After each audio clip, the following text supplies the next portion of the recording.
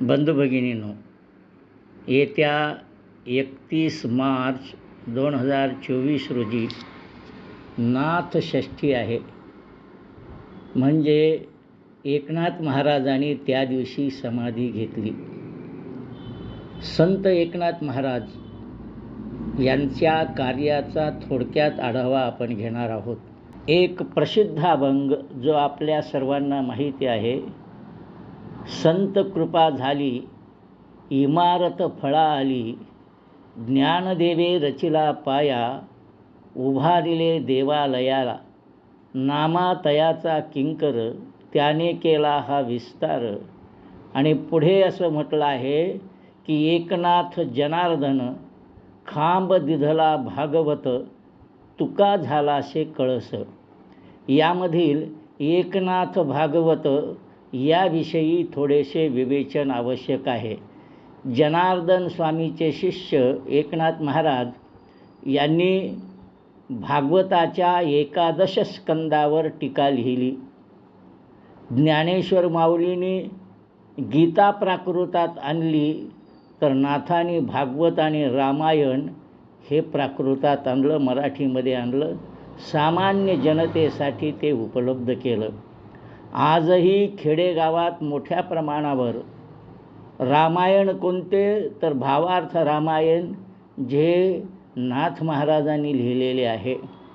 नाथ महाराजांच्या वाङ्मयाचा विस्तार प्रचंड आहे. त्यांनी सामान्य जनतेसाठी लिहिलेलं एकंदरीत वाङ्मय, त्यांच्या रचना पाहता कमीत कमी 75,000 ओव्यांचं त्यांचं वाङ्मय आहे. इतका विस्तार त्यांनी का बरे केला, तर सामान्यातल्या सामान्य जनतेला उपदेश करण्यासाठी केला. त्या काळात आजच्यासारखे मोठमोठे सभागृह आणि नाटक करण्यासाठी नाट्यमंडळी नव्हती. पण जे कोणी आहेत त्यांनाही नाट्याचा अनुभव घेता यावा. शेतीत काम केल्यानंतर संध्याकाळी घरी परत आल्यानंतर देवालयात जमून काहीतरी उपदेशही मिळावा. पण तो उपदेश केवळ वरच्या भाषेतून न होता सामान्य जनतेच्या भाषेतून व्हावा, म्हणून त्यांनी भारुडं लिहिली. भारुड या शब्दाचा अर्थच बहुरूढ. एका भारुडाचा विचार करायचा झाला तर विंचू चावला या भारुडाचा विचार करूया. या विंचू चावला या भारुडामध्ये विंचू ही कशासाठी उपमा दिली आहे, तर ती षड्विकारांची प्रतिनिधी म्हणून येतो. काम, क्रोध, लोभ, मोह, मद आणि मत्सर हे षड्विकार रूपी विंचू ज्याला चावलेले आहे, तो माणूस जीवनामध्ये कधीही सुखी होत नाही. एकंदरीत हा विषय त्यांनी अगदी सोप्या भाषेत, ग्रामीण भाषेत जनतेसमोर मांडला. हे नाथ वाङ्मयाचं वैशिष्ट्य आहे. नाथांचा जन्म 1533 इसवी सनात झाला व त्यांनी समाधी 1599 मध्ये घेतली. त्यांचे आईवडील त्यांच्या बालपणीच निघून गेले आणि त्यांचे जे आजोबा आहेत चक्रपाणी आणि आजी सरस्वती यांनी नाथांचा सांभाळ केला, लहानाचं मोठं केलं. नाथांच्या जीवनातील षष्ठीचे महत्त्व. फाल्गुन वद्य षष्ठी ही नाथ महाराजांच्या जीवनातील तिथी अत्यंत विलक्षण आहे. नाथ महाराजांचे गुरु जनार्दन स्वामी, जे देवगिरीच्या किल्ल्याचे किल्लेदार होते, त्यांचा जन्म फाल्गुन वद्य षष्ठीचा. त्यांना दत्ताचा साक्षात्कार झाला, तोही फाल्गुन वद्य षष्ठीला. नाथांना त्यांनी स्वीकारलं आणि दीक्षा दिली, तीही याच षष्ठीला. पुढच्या काळात जनार्दन स्वामींनी समाधी घेतली, तीही या षष्ठीच्या दिवशीच. आणि म्हणूनच की काय, नाथ महाराजांनी सुद्धा आपल्या जीवनाची इतिकर्तव्यता पूर्ण झाली मानून षष्ठीच्या दिवशी समाधी घेतली. सांगायचं तात्पर्य फाल्गुन वद्य षष्ठी हे नाथ जीवनाच्या मधील अत्यंत महत्त्वाचं वैशिष्ट्य आहे, हे आपल्याला यावरून लक्षात. नाथ महाराजांनी उच्च नीचतेचा भाव नष्ट करण्याचा आपल्या जीवनात प्रयत्न केला. राणू महाराचे जेवणाचे निमंत्रण स्वीकारले.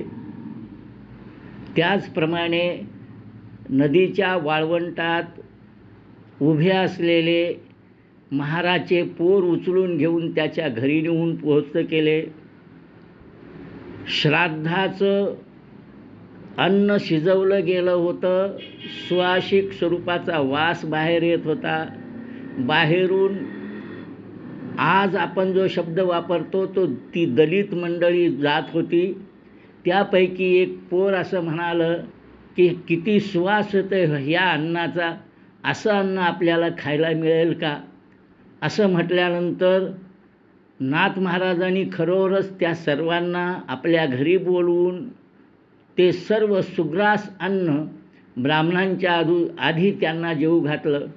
या पद्धतीचं समाजकार्य करणारे नाथ महाराज हे खरोखरच श्रेष्ठ संत होत.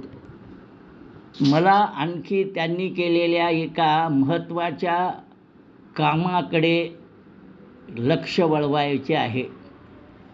आपल्या सर्वांना माहिती आहे की ज्ञानेश्वर माऊलींनी ज्ञानेश्वरी लिहिली, पण मागील 200 वर्षात म्हणजे नाथ महाराजांच्या आधी त्या ज्ञानेश्वरीमध्ये अनेकांनी लिहून घेताना किंवा हेतुपुरस्सर गडबडी केली होती. आपल्या मनातला भावसुद्धा काही जणांनी त्यात घातला होता. म्हणजे एका अर्थाने ज्ञानेश्वर माऊलीच्या गळ्याला वैचारिक ताठ लागलेला होता. ज्ञानेश्वर माऊली एकनाथांच्या स्वप्नात आले आणि त्यांना सांगितलं, अरे एकनाथ, माझ्या गळ्याला पिंपळाच्या मुळाचा ताट लागला आहे. म्हणजे ज्ञानेश्वरांची समाधी आणि समाधीस्थान आम्ही 200 वर्षात विसरून गेलो होतो. ज्ञानेश्वर माऊलींनी नाथांना येऊन सांगितलं की समाधी शोध आणि माझ्या गळ्याला जो ताट लागलेला आहे त्या पिंपळाच्या झाडाच्या मुळाचा तो काढून टाक. आणि त्याचप्रमाणे माझ्या ज्ञानेश्वरीमध्ये लोकांनी जी गडबड केली आहे ती काढून शुद्ध ज्ञानेश्वरी करण्याचं तू काम कर. नाथ महाराजांनी ज्ञानेश्वर माऊलीची ही आज्ञा मानून आळंदीमध्ये प्रवेश केला. लोकांना विचारायला सुरुवात केली की ज्ञानेश्वर माऊलीची समाधी कुठे आहे. कोणीही सांगू शकले नाहीत. शेवटीला शोधता शोधता त्या ज्ञानेश्वर माऊलीच्या समाधीचा शोध त्यांना लागला. आजूबाजूची झाडी वगैरे जे जंगल वाढलं होतं ते काढून त्या ठिकाणी त्यांच्या गळ्याला लागलेला ताटही त्यांनी काढला, मुळाही त्यातून काढून टाकल्या. आणि पुढील काळात शेकडो ज्ञानेश्वरी एकत्र करून त्यांनी ज्ञानेश्वरीचं शुद्धीकरण केलं. ज्ञानेश्वरीचं शुद्धीकरण करण्याचं काम नाथ महाराज का बरं करू शकले? कारण आपल्याकडे एक श्रद्धा आहे, ती म्हणजे ज्ञानाच्या एका आणि नाम्याचा तुका. म्हणजे नामदेव महाराजांचा अवतार तुकाराम महाराजांच्या रूपाने आला, तसंच ज्ञानेश्वरांचा अवतार म्हणजेच एकनाथ महाराज. आणि म्हणूनच ज्ञानेश्वरांनीच एकनाथ महाराजांच्या रूपाने येऊन आपली ज्ञानेश्वरी शुद्ध केली, असंही आपल्याला यामधून म्हणता येईल. आज आपण जी शुद्ध स्वरूपाची ज्ञानेश्वरी पाहतो ती नाथ महाराजांनी शुद्ध केलेली आहे, हे आपल्याला यावरून लक्षात येईल. मराठीच्या अभिमानाच्या संदर्भात ज्ञानेश्वर माऊलींनी जसं म्हटलं, माझा मराठाची बोलू कौतुके, अमृतातेही पैजा जिंके, ऐशी अक्षरे रसिके मेळवीन. त्याच प्रकारचा एकंदरीत अभिमान नाथ महाराजांच्या मनात मराठी भाषेविषयी होता. त्याही काळात अनेकांनी त्यांना असं म्हटलं की मराठीतली रचना काय उपयोगाची. त्यावेळेला त्यांनी भाषेचा उल्लेख करताना असं म्हटलं की संस्कृत भाषा देवी केली मराठी काय चोरापासून झाली? अहो, त्या ईश्वरानेच निर्माण केलेल्या ह्या ज्या भाषा आहेत, मग ती संस्कृत असो, मराठी असो का अन्य कुठलीही असो, भाषा हे माध्यम आहे.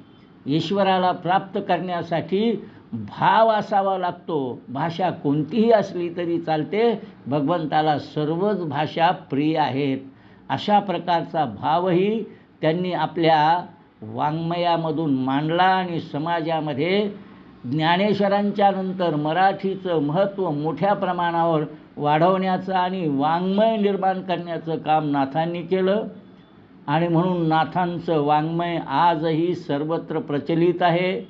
मी मगा म्हटल्याप्रमाणे नाथ महाराजांचं भावार्थ रामायण आजही खेडेगावांच्यामध्ये दररोज वाचलं जातं. अशा ह्या नाथ महाराजांना माझा प्रणाम. त्यांच्या या नाथषष्टीच्या दृष्टीने आपण थोडक्यात या पद्धतीने विचार केला तरी चालेल असं मला वाटतं.